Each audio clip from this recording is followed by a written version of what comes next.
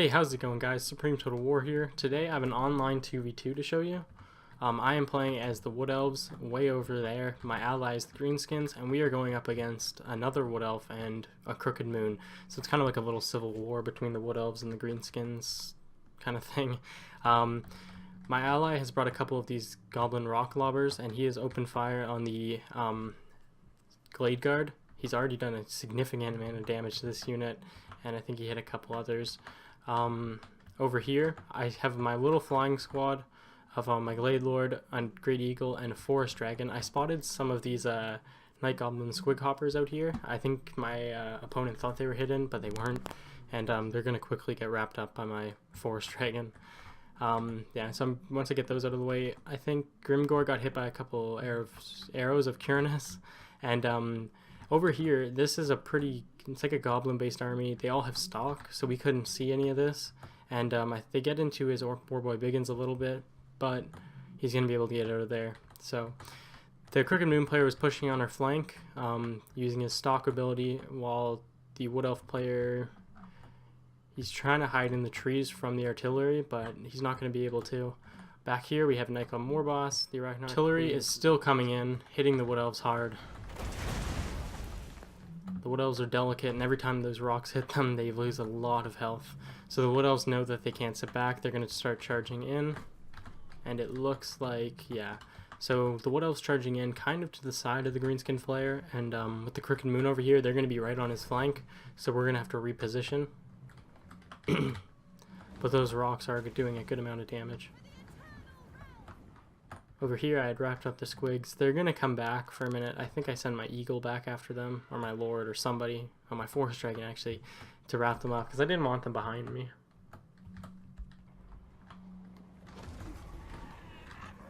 More rocks coming down on the Glade Guard. Missing, though. The unit counts are on small, I believe, or medium or something, and makes it a little harder for the artillery to hit them when they're spread out like this.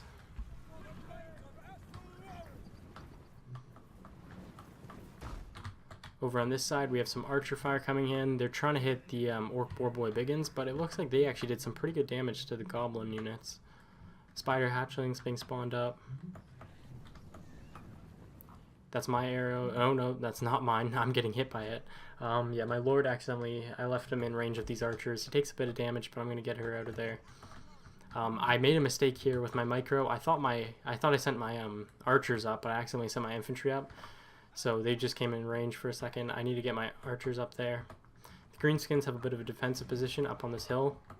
He's left his artillery open, but it's probably a good idea, to be honest. The Wood Elves are going to start wasting their ammo on the artillery when it could be used on better targets, especially the Swift Silver Shards.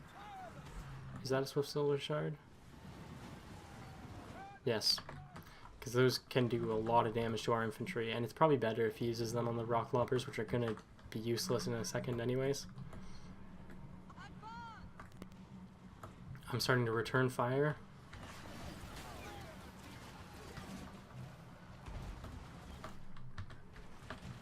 Here comes the Arachnarok Spider. I think they made a mistake here. They send him in a little bit too early. The Spider hatchlings as well are just charging straight into the fight. He's already sent some of them in, and they just, I mean, they're more of a support unit. You spawn them up behind enemy lines, and they're not doing anything. They're just getting cut down, even though he spawned in like 4 of them. Here comes the Arachnarok Queen, who's getting caught by some Orc Biggins, and I believe I start focusing it down with my archers.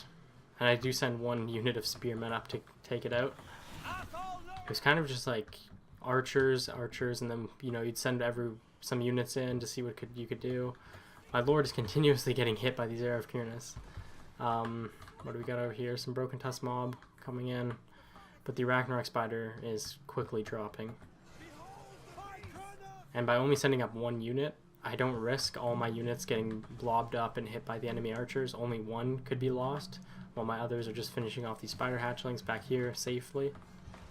Broken Tusk Mob tries to charge in, but I mean, they're going up against some spears and some my Treekin. They're not going to be able to do much. My flying squad is patiently waiting for the right target, and I was trying to send them in, but I wasn't sure where to go. His spears were right here. I did see some archers, so I was going to go after them. My archers do take down the Arachnarok spider. It is now down. And I think I'm sending my flying squad after some archers and stuff back here. My infantry will quickly charge in once they're done with the broken tusks. And over here, the orcs, my greenskin ally, has been wrapping up the goblins quite easily.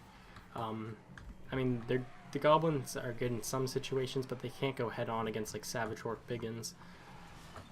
Swiss silver shards are going to be doing a ton of damage to the unarmored units on the field. But yeah, again, these goblins just got cut down.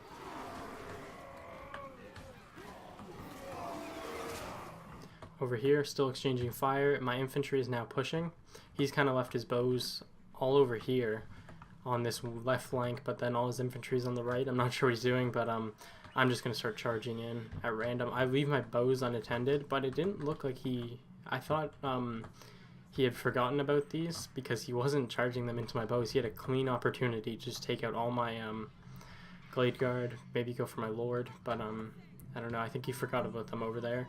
I'm just firing on some of the enemy archers. My infantry is just kind of in a blob, just running through, taking out unit by unit. They are going to stop at the Night Goblin War Boss. I have my Treekin going in. They just walk right by the Eternal Guard with shields. Here comes some of my Eternal Guard. And the Greenskins haven't even committed a ton of their infantry yet, so they are now coming in to take out the War Dancers and Eternal Guard. My flying squad is... I have a dragon and my... Where's my eagle? I know that's my... Oh, there's my eagle. My eagle is going after the Waystalker. My lord is going after the Night Goblin Shaman. My forest dragon taking down some of these Glade Guard. Actually, it looks like he's now going for these Night Goblins. Yeah. He just instantly routs any units he touches, like these low morale units, because of his terror. And I got a Waystalker and the Night Goblin Shaman off the field. His Glade Lord is focusing down mine, I think. And here he finally brings in his Wild Riders. They're coming into my archers, but it's almost too late. They actually didn't do tons of damage off that charge. I did start firing on them as they were charging in, so I took out one right away. The other one is now engaged with 4 of my bows, and it's not doing all that well, especially with my Spellsinger of Life over here helping out. His Glade Lord is helping, but the balance bar is swinging pretty quickly. And that's going to be it for today's battle.